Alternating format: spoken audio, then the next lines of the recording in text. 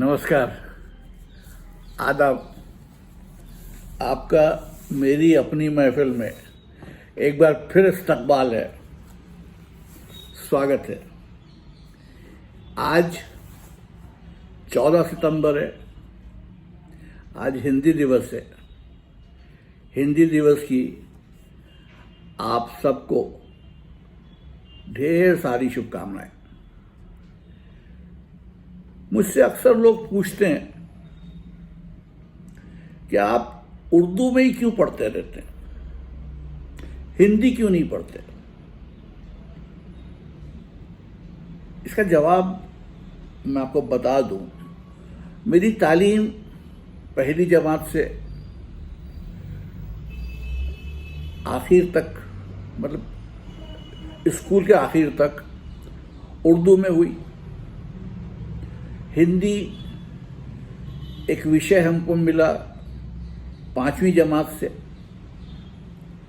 अब हिंदी और उर्दू में कोई बहुत ज़्यादा ज़बरदस्त फर्क नहीं है, इसलिए हिंदी सीख तो ली हमने जल्दी,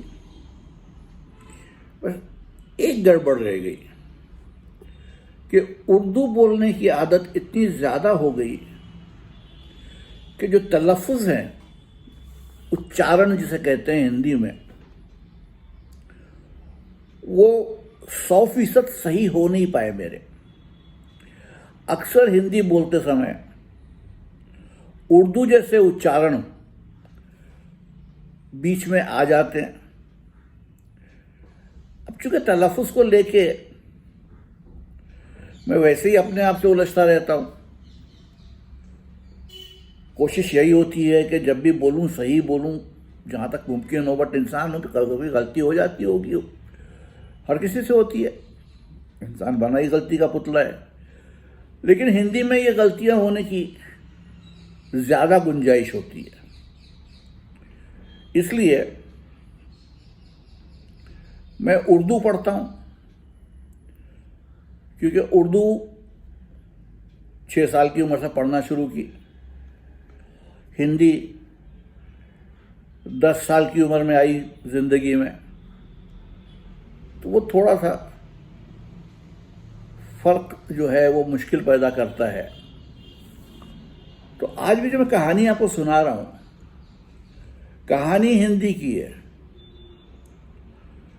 लेकिन मैं आपको सुना रहा हूं इसका उर्दू तर्जुमा खुर्शीद आलम साहब ने किया है। किताब में कहानियों का इंतखाब भीष्म साहनी साहब ने किया था। ये किताब हिंदी कहानियां साहित्य अकादमी ने शाये करवाई थी, शायद 1992 में।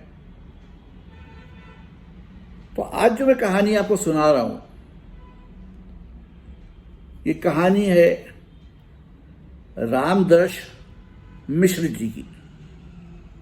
रामदर्श मिश्र जी और रामदर्श मिश्र जी। कहानी का शीर्षक या उन्वान, शीर्षक है सड़क। तो सुनिए रामदर्श मिश्र जी की कहानी सड़क।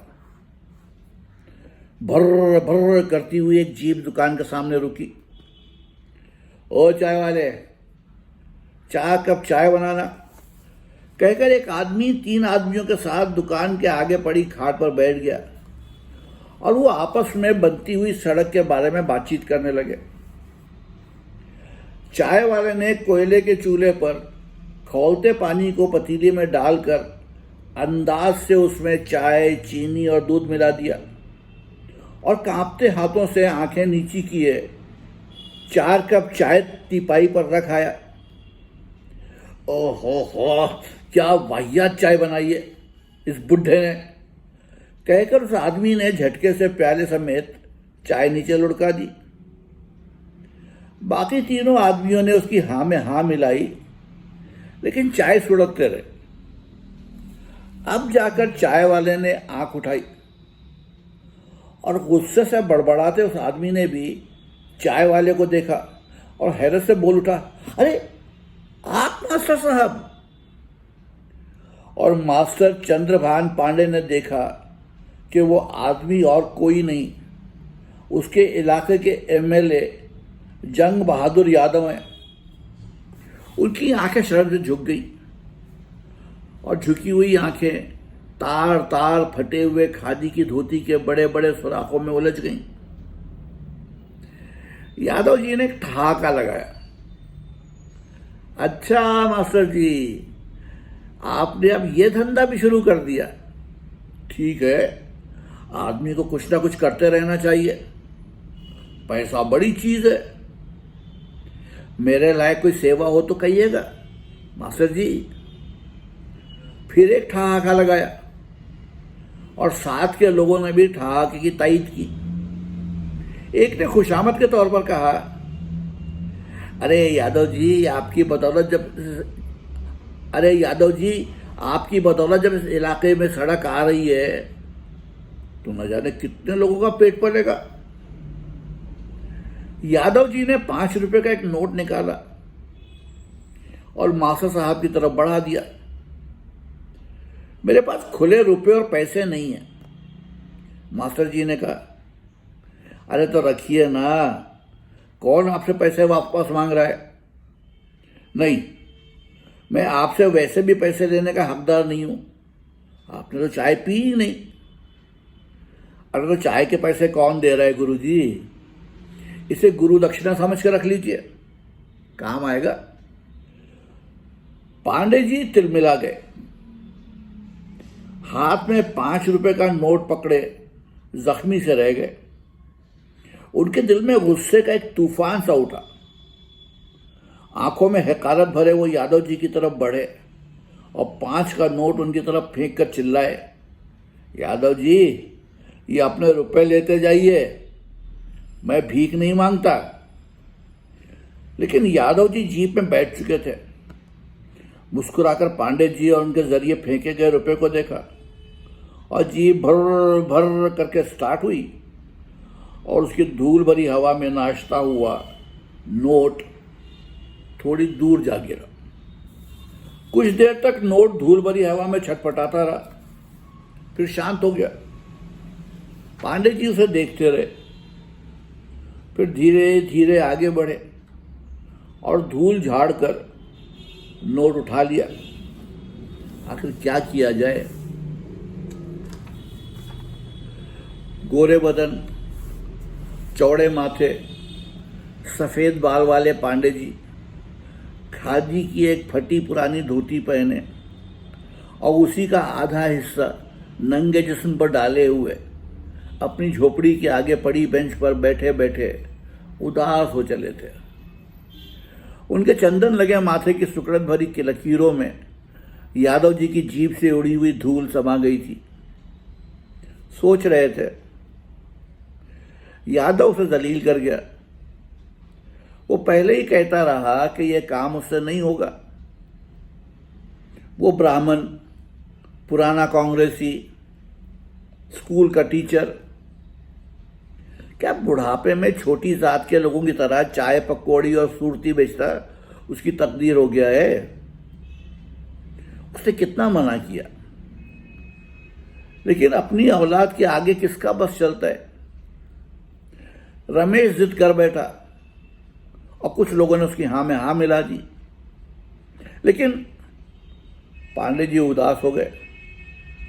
हाथ लगाकर देखा, खादी की धोती चूतड़ पर फिर फट गई थी। धोती क्या है, जैसे चीथड़ों का जोड़। खादी उसे बेपर्दा करके छोड़ेगी। अब वो क्या करे? उसी धोती को वो इधर से उधर, उधर से इधर करके पहनता रहा है। सभी जगह से तो ये फट चुकी है, अब इधर से उधर करने की भी तो जगह नहीं बची। रमेश कहता है, छोड़िए, अरे छोड़िए खादी वादी पिताजी, मिल की धोती मजबूत और सस्ती होती है और इस तरह जगह बेजगह धोखा नहीं देती। वो कब से सुन रहे रमेश की बात को और सोचता है ठीक ही तो कहता है रमेश, लेकिन अब क्या बदलना, अब तो जिंदगी बीत चली, इस बुढ़ापे में क्या कायदा तोड़ना। लेकिन वो कहां से खरीदे खादी की धोती। एक मोटी धोती भी 13-14 रुपए से कम में नहीं आती। फिर उसके बाद कुर्ता, टोपी, चादर, तौलिया सभी तो लगे हुए हैं। इतने में तो मिलके मोटे कपड़ों के कई कई सेट आ जाएंगे और चलेंगे भी ज्यादा। फिर भी जी नहीं मानता। अब जीना ही कितने दिन है। लेकिन जी के मानने ना मानने का ही सवाल तो नहीं है। उसे स्कूल से रिटायर हुए 5 बरस हो गए। खेत के नाम पर 3 बिघे खेत, वो भी सैलाब ज़दा कछार के खेत। 6-7 आदमियों का गुजर बसर कैसे होगा। महेश तो पढ़ लिख कर खानदान समेत बाहर चला गया नौकरी करने। उसका अपना ही गुजर बसर मुश्किल से होता है। छोटा लड़का रमेश बहुत ढकेलने पर भी 8वीं पार नहीं कर सका। लिपट गया खेती बाड़ी में। उसके 3 बच्चे, दोनों वक्त भरपेट खाना तो मिलता नहीं। ये खादी के कपड़े कहां से आए। दुकान के सामने की सड़क से तो लोग आ जा रहे थे। पांडे जी ने झोपड़ी के पीछे जाकर धोती इधर उधर करने की बहुत कोशिश की, लेकिन अब उन्हें कोई गुंजाइश नहीं दिखी। उन्हें गुस्सा आया कि इस सुसरी धोती को फाड़ फाड़ कर फेंक दें और नंगे हो जाएं। अरे नंगा तो हो ही गया हूं। चाय की दुकान खोलकर कम नंगा हुआ हूं। हर शनासा एक तंजिया निगाह से उसे देखता है और अजब अजब सवाल करता है। और उस पर ये यादव का बच्चा इतना जलील कर गया। उन्हें इतना गुस्सा आया कि उस यादव के बच्चे को फिर एक बार बेंच पर खड़ा करके उसके चूतर पर बेंत लगाए। लेकिन अब तो वो एमएलए हो गया, तालिब इल्म नहीं रहा। वो अपना गुस्सा अपने अंदर ही दबाए सुलगने लगा। माफ कीजिए, वो अपना गुस्सा अपने अंदर ही दबाए सुलगने लगे। लेकिन उन्हें एक बात से बड़ी राहत मिली कि उन्होंने एमएलए के बच्चे को स्कूल में बेंच पर खड़ा कर बेंत से पीटा है। अब भी उसके चूतर पर बेंत के निशान होंगे। धीरे धीरे स्कूल के दिन उनके सामने खिसक आए। तब कौन जानता था कि ये जंगली आगे चलकर जंग बहादुर यादव एमएलए बन जाएगा। क्लास में सबसे बोधा लड़का यही था। उसे हर रोज मार पड़ती थी। कई बार तो उसने लड़कों के चाकू, दवात, पेंसिल चुरा ली थी और उन्होंने उसे बेंच पर खड़ा करके बहुत पीटा था। एक बार तो उसने गांधी जी की तस्वीर दूसरे लड़के की किताब से फाड़ ली थी और उस पर पेशाब कर दिया था। फिर तो उन्होंने उसे स्कूल से निकाल ही दिया था। बाद में लोगों के कहने सुनने पर वापस ले लिया था। अब वो बड़ा नेता बन गया। पता नहीं इस मुल्क में कैसे कैसे इतने बड़े बड़े मुआवजे हो जाते हैं। उन्हें लगता है कि लोग कहां से कहां पहुंच गए और वो खादी की फटी धोती पकड़े हुए बैठे हैं। शाम को रमेश आया और दोनों आदमी दुकान उठाकर घर भागे। मुझसे ये नहीं होगा, मुझसे ये नहीं होगा रमेश, पांडे जी थके थके से बोले। क्यों पिताजी? लोग मुझे बहुत छोटी नजर से देख रहे थे आज। मैं लोगों की निगाह नहीं झेल पा रहा था। हाँ पिताजी, भूख से भारी लोगों की निगाहें ही तो होती हैं। तो ठीक है, हम लोगों की निगाहें क्यों झेलें, भूख ही झेलेंगे। दरमियान में खामोशी फैल गई। बैठने को तो मैं बैठता, देखता कौन साला मेरी बेइज्जती करता है, लेकिन फिर खेती बाड़ी चौपट हो जाएगी। पांडे जी कुछ नहीं बोले। कुछ मिला बाबूजी? हाँ, 2 रुपए कमाई के और 5 रुपए गुरु दक्षिणा के। गुरु दक्षिणा कैसी? पांडे जी ने यादव की कहानी सुना दी। अरे तो इसमें इतना नाराज होने की कौन सी बात है बाबूजी? 100 हम लोगों से खाता है, 5 दे ही गया तो क्या हो गया? पांडे जी ने रमेश को मार खाई हुई निगाह से देखा। रमेश हंस रहा था। रात को पांडे जी लेटे तो काफी बेचैनी महसूस कर रहे थे। वो खुद से ही पूछ रहे थे, क्यों भाई आदर्शवादी कांग्रेसी, तपते हुए मुदर्रिस, नशाखोरी के दुश्मन, तुम्हारा यही अंजाम होना था, जिन्हें तुमने जिंदगी भर इल्म पे लाया, क्या उन्हें अब चाय पकौड़ी खिलाओ पिलाओगे? जिनके सामने नशे के खिलाफ बोलते रहे, उनके लिए सुरती तौलोगे? नहीं, ये नहीं होगा। वो कब से सोच रहे थे कि काश उस पिछड़े हुए कछार में भी एक सड़क आती। माफ कीजिए, वो कब से सोच रहे थे कि काश इस पिछड़े हुए कछार में भी एक सड़क आती। लेकिन सारी की सारी सरकारें तो सोई हुई हैं। इस कछार की तरफ से आंखें फेर ली। सड़कें तो दुनिया में कितनी हैं, लेकिन अपने इलाके में सड़क आने का और उसको सफर करने का सुख कुछ और ही होगा। कितना प्यारा एहसास होगा। नदियों, नालों, खंदकों, खाइयों के ऊपर से भागती सड़क का मुसाफिर होने का कितनी सहूलतें बढ़ जाएंगी। लेकिन तब उन्होंने कहाँ सोचा था कि सड़क के आने का कोई और मतलब भी हो सकता है। और जब कच्ची सड़क पक्की सड़क बनने लगी तो रमेश ने कहा, बाबूजी कच्ची सड़क पक्की सड़क बन रही है, ये बहुत अच्छा हुआ।